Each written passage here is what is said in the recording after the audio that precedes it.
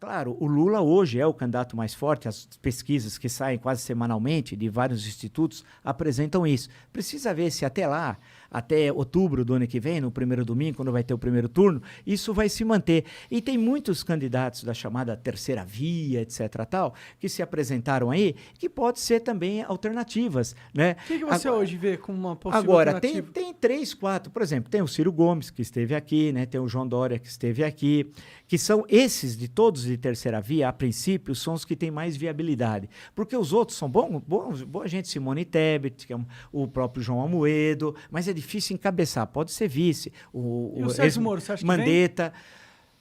Simone Tebet, Sérgio Moro. O Sérgio Moro, ele está no Brasil agora, deve estar voltando aos Estados Unidos, veio para cá essa semana. Chega aí para conversar com nós. A questão é essa, se ele vai... ele tem opção, ou pode ser senador pelo Paraná, que é uma possibilidade grande. Se ele fosse para ser alguma coisa, tinha que ser presidente. Pelo tamanho dele, ser vice...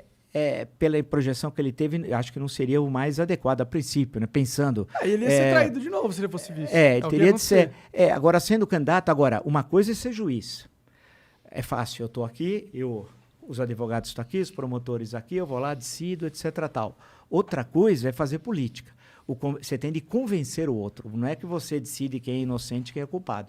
Então, ele tem também de assumir uma veste política, porque a tarefa é muito difícil de ser político. Não é coisa fácil. Na minha opinião, ele é um péssimo candidato. Ele teria... No sentido de ser um candidato, entendeu? Não que ele vá ser um péssimo presidente. Ele tende a arrumar... ele tende a arrumar... que ele não é carismático. Ele fala lento, ele não fala com o povo, ele é tudo juridiquês. Agora, ele tem do prestígio da Lava Jato, né? Que é muito... Porque a Lava Jato teve defeitos, é verdade, mas teve muito mais coisas positivas do que negativas. Com certeza. Porque os esquemas de corrupção, ninguém devolve 100, 200, 300 milhões se não desviou, né? Você pega a gerente da Petrobras, o Pedro Barus, que é um deles, que devolveu uma fortuna. Como ele tinha aquilo? Era advindo de atos ilícitos e tal. Então, isso é extremamente louvável e uma série de legislação que foi criada dentro das próprias empresas, né? De compliance e tal. Isso é um saldo extremamente positivo. Agora, por outro lado, teve momentos, segundo os áudios que foram divulgados, e nunca devidamente periciados, mas não desmentidos devidamente, não foram desmentidos, que são conversas inadequadas que ocorreram naquele momento. E outras condenações acabaram sendo anuladas. Aí tem toda uma discussão entre as várias esferas de justiça no Brasil. Agora, no geral, você pode dizer que ela teve um papel importante. Agora, teve excessos que têm de ser coibidos e tal.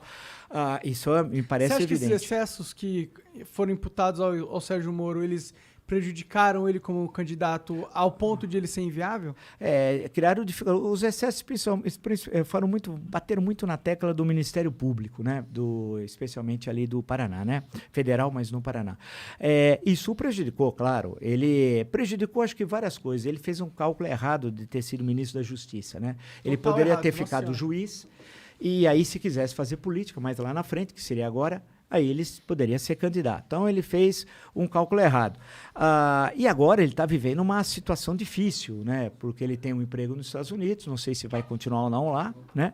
Mas a situação dele e politicamente é difícil, porque para você ser candidato a presidente da República, precisa ter partido. No Brasil é obrigado a ter partido, não tem outro jeito. E a questão que a Constituição exige, a questão que precisa de dinheiro, de recursos, precisa ter presença nos 27 unidades da federação. Então não é fácil. Quem tem mais cancha política, o Bolsonaro tinha à época 30 anos, o PT tinha, etc, etc. Você sai candidato. Agora, sair candidato sem ter uma estrutura partidária, você está fadado ao fracasso. Agora, pode ser que ele seja candidato ao Senado pelo Paraná. Nós vamos ter uma vaga só de renovação, que seria uma alternativa. Se ele quiser ser deputado federal, certamente seria com a maior facilidade pelo Paraná. Mas é a questão que se coloca, é muito complicado. O cenário de 2022 é muito preocupante, porque nós estamos vivendo a pior crise da história do Brasil republicano, a pior crise, o momento mais terrível da história do Brasil, e precisava ter uma discussão de ideias, de projetos. E o meu temor é que nós não tenhamos esse tipo de discussão, né? Tu achou que, pré-pandemia, tu acha que o governo vinha ok? do Bolsonaro, não, cresceu em 2019, acho que 1,1, se não me engano, que foi muito pouco, né? Porque nós já tínhamos problemas, na época, já de inserção. A ida dele a Davos, logo no início, em janeiro, é patético, ninguém queria falar com ele, em 2019. Né? Isso se agravou com a questão da pandemia, com aquelas declarações... As queimadas. Com as queimadas da Amazônia, com a querer se envolver na eleição norte-americana. Isso nunca, nenhum presidente fez isso. Então, a coisa já vinha capengando, de há muito, né? E a pandemia, evidentemente, agravou, porque se naquele momento você desenvolve as políticas corretas, naqueles 3 primeiros meses, nós não teríamos a extensão no tempo da pandemia. Vídeo que ocorre na Europa, né? Você já tem o retorno de uma relativa vida normal, né? Uma relativa vida normal. Evidentemente que a pandemia começou primeiro na Europa, porque ela veio da China, passou pelo Oriente Médio, né? E o Irã, em especial, chegou na Europa, veja o caso do jogo do Atalanta de Bérgamo lá contra o Valência em Milão, que deu toda aquela coisa tal, chegou depois ao Reino Unido, atravessou o Atlântico e os Estados Unidos, veio vindo, a gente sabia que estava vindo, né? A gente sabia. O próprio livro do Mandetta, né? Ele fala isso, um paciente chamado Brasil, né? Aí você tem, chegando aqui, se nós tivéssemos, naquele momento, feito as barreiras sanitárias, que eram indispensáveis, no aeroportos, portos, a passagem por terra, que o Brasil tem fronteiras enormes e tal, tivesse um controle, e aí começássemos, o CEO da Pfizer, quantas vezes ele procurou o governo? Dezenas para vender a vacina. Vários e-mails, né?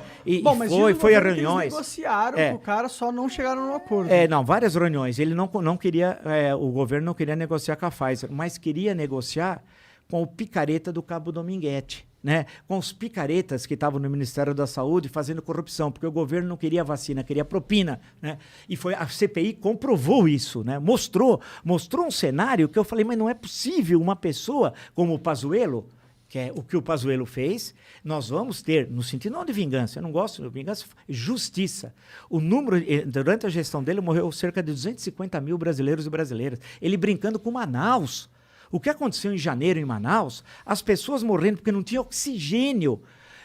Não ter oxigênio é você morrer afogado no seco. A FAB não tinha um avião para levar um cilindro, veio do Maduro, da Venezuela.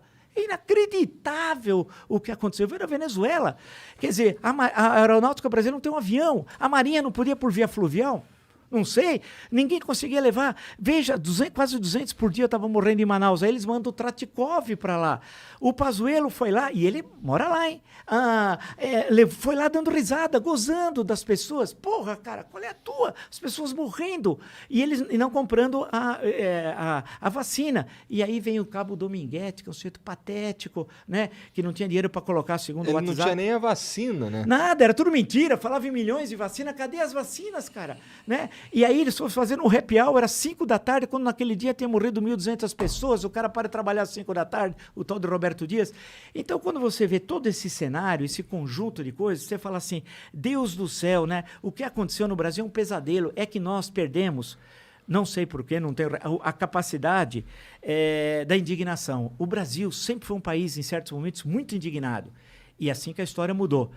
Por alguma razão, não só a pandemia explica isso, por algumas outras razões que eu não sei quais, nós perdemos a capacidade da indignação. Morrem 600 mil pessoas. Os Estados Unidos perdeu na Guerra do Vietnã, durante 20 anos, cerca de 70 mil soldados.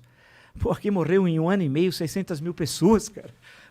Pô, morreu 8 vezes o que morreu em 20 anos na Guerra do Vietnã. Não é possível, não acontece. As pessoas acham isso uma coisa normal. Elas atribuem um pouco à pandemia, essa sim, mas não existe.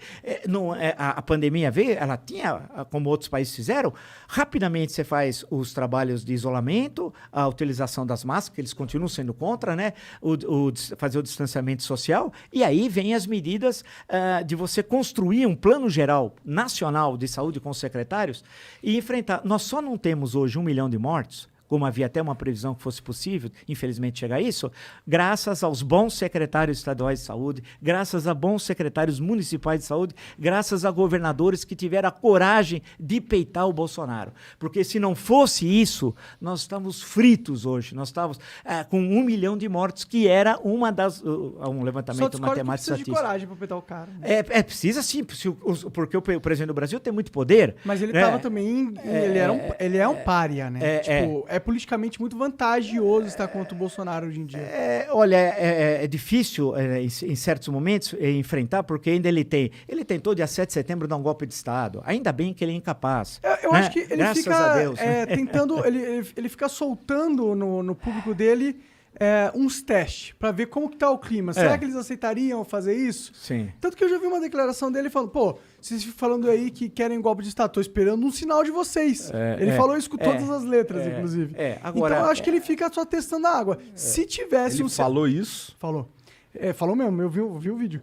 E se tivesse um cenário onde a gente tivesse, sei lá, 40%, 50% de apoio da população ao Bolsonaro dar um golpe, eu com certeza acho que ele daria, entendeu? Agora, você imagina que ponto nós chegamos no Brasil há mais de 30 anos que essa questão não era... As questões políticas eram resolvidas nos processos eleitorais, não em golpe de Estado. Isso já passou no mundo inteiro, não tem mais Guerra Fria, não tem mais União Soviética, os Estados Unidos, duas superpotências. Guerra Fria tem. Né? Não, Guerra Fria naquele sentido clássico de guerra... Clássico não, né? Mas acabou. tem uma Guerra Fria rolando aí com os Estados Unidos. Já caiu o muro de Berlim, é que o Brasil é um país... Agora, um país é longe, aqui. Caiu no dia 9 de novembro de 1989. Aqui a notícia demora, o país é longe para chegar. Então, hoje o mundo é outro. Falar em golpe de Estado, você acha que o investidor estrangeiro vai... E há muito dinheiro circulando, não vai pôr um centavo num país que um presidente discursa na ONU como ele discursou, ou faz aquela palhaçada no 7 de setembro no Brasil e em São Paulo?